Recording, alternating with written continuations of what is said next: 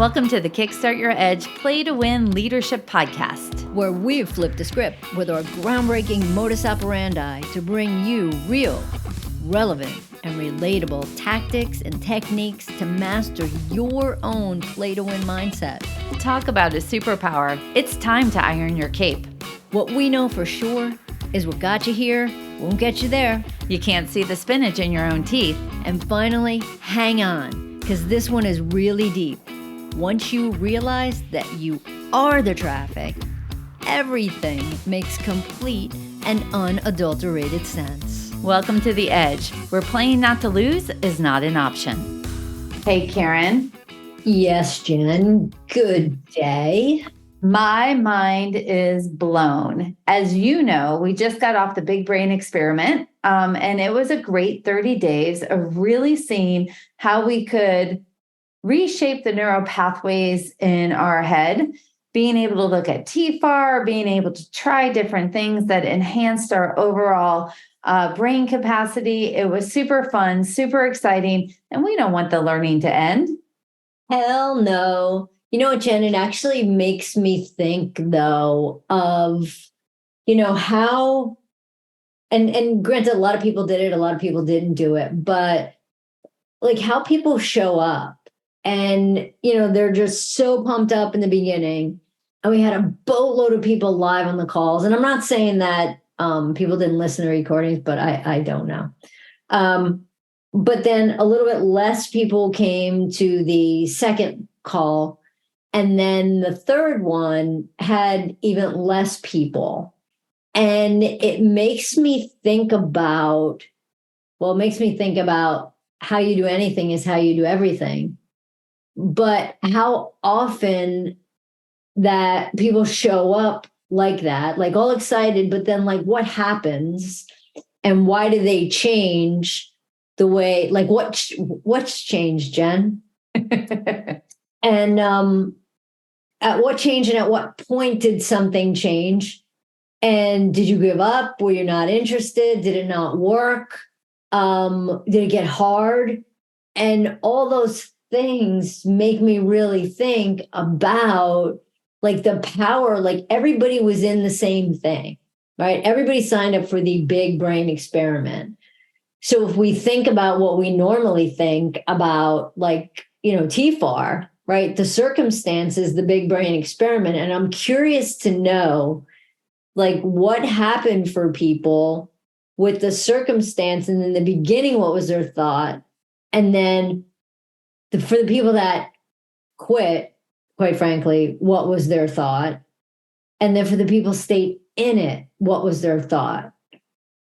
Yeah, I love that. So just as a reminder to people, TFAR, your thoughts create your feelings determine your actions or your inactions. And then those actions or inactions are going to get you the results in life. So just like Karen mentioned, right? The circumstances, the big brain experiment. And the various number of thoughts in the 30 days could have ranged from, I'm so excited, I can't wait. This is exactly what I need. I'm learning a lot about myself. I no longer have time. I'm so far behind. I'm not that interested. This is amazing. So those are all examples of different thoughts that many people probably had throughout the entire thing that then affected how they felt, that determine their actions, that determine their results. And it only takes one thought that could change anything. It cannot, what would you say, Karen? It could happen in a second? In a second, just like that. And you know what though, Jen, like during the big brain experiment, one of my commitments was actually to make sure that I read a book. I know that's probably not that much in 30 days, but it was just a thing that I did. And during that 30 days, the book that I wound up reading was Never Finished. It's Unshackle Your Mind and Win the War Within. And it's by a former Navy SEAL, David Goggins. And I got to tell you, Jen, this guy is one intense guy. Like blow you away kind of guy with his intensity, his emotion, how he shows up and does things.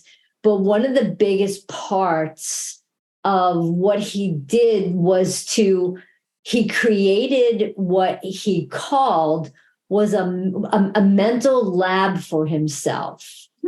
And in his mental lab, it's just that's where he decided that, okay, I'm the one that's in charge of my thoughts. I'm the one that's going to be the one that says yay or nay. That there's a voice in your head that says, okay, I'm going to quit. I'm going to jump back into the comfort of my bed or whatever. And, that's the thing that's going to, I'm going to quit and be done or not. And only you have you really are the one that has, the choice whether or not to do that.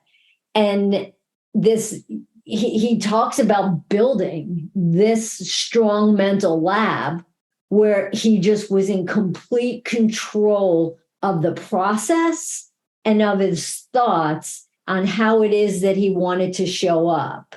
And he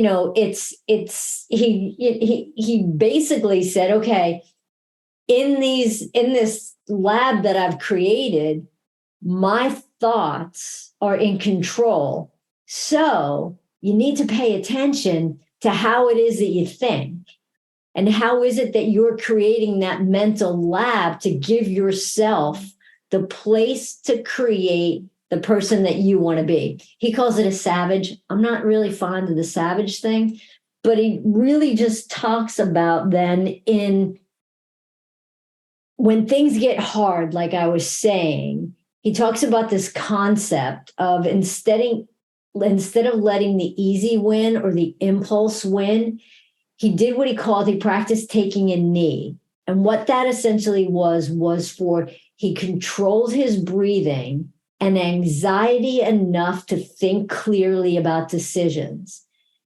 And like you were saying a second ago, Jen, it's that single second that makes a difference. So just 1 second is going to change the outcome, quite frankly, of your life. It can. So his decision was to breathe instead of quit. And that one decision made all the difference, because it's really, really easy to say, hey, I'm going to quit. I'm going to get out of this ocean. I'm going to take a shower. I'm going to give up.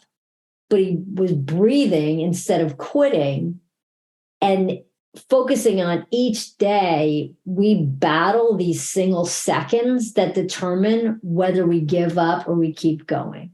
And so how do you win the seconds again and again and again? Because that's what's going to allow you to move forward. Yeah, it makes me really think that so much of our decision making is an emotional based decision, right?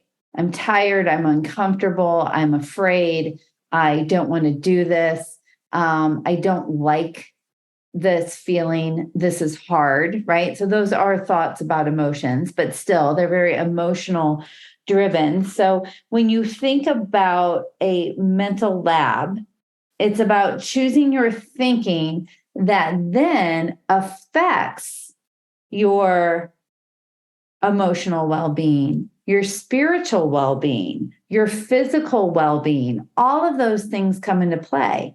And if you really think about choosing your thinking, it's in those seconds of, do I want to continue or not continue? It's giving yourself the mental backing to go more for what it is you really want versus the discomfort you might be feeling in the moment. Yeah. And I love that he talks about the impulse to quit, but then it's just that second. And I mean, you guys have heard Jen and I talk about Orange Theory a lot. And I was at an Orange Theory workout, and it was one of those ones that was like, just like friggin' hills and hills and hills and hills. And, running uphill. And at one point, I'm just like, oh yeah, remember the book? I could quit right now because it's hard. Or in this second, what do I want to do? And in the second was take more steps. And it was funny because it was actually that. It was take more steps. It wasn't keep running. It was take more steps And I know that that might sound a little bit confusing, but the take more steps actually in that moment was easier for me to wrap my head around than keep running, although it was really the same thing, which kind of is a little bit weird. Yeah. And it could be something like from a physical perspective, like just keep taking steps, right? But also, it's interesting. Our brain will offer us easy outs all the time. So, for example, I'm working on some stuff, and what I do, it requires a lot of planning, a lot of research, and a lot of recording. So I sound like a scientist in its own right, right? So I have these things, and my brain will offer up to me all the time. It would just be easier to just blow it off, or it's not that big of a deal, or it's close enough, right? That right there is, I need to choose my thinking. Does that help me get my goal? Is that why I chose this experience to take the easy way? Right. So being able to take the 1 second of countering the easy way out my brain offers to say, I'm committed to this process. Small things like that are going to determine your success, because a mental lab often needs to be more of a dialogue with your thinking versus a monologue of thinking. So, yeah, I love that you read that book, Care. Jen, that's a great point, though, because, it makes me think of like the next time you find yourself in a situation where you're kind of struggling, right? Whether it's a decision to keep going, whether it's a stop, whether it's decision that where you're like, oh my gosh, do I not have so much confidence here? I think what it makes me think of is almost create the you of the future and create the person that would be confident, or create the person that would say yes, or create the person who would keep going, right? What do they look like? How do they think? And be that person. I love it. Great job on the big brain experiment. You tackled a few of your goals with that. I love that you read this book, because we're going to be talking about this in a couple more of our episodes. Very cool. Bye. Thanks for listening to the Kickstart Your Edge Play to Win Leadership Podcast. Craving more? Of course you are. Check out our website at kickstartyouredge.com, where we fire you up, fan the flames of your competitive edge culture, and ignite your tenacious pursuit of an all-out play-to-win mindset.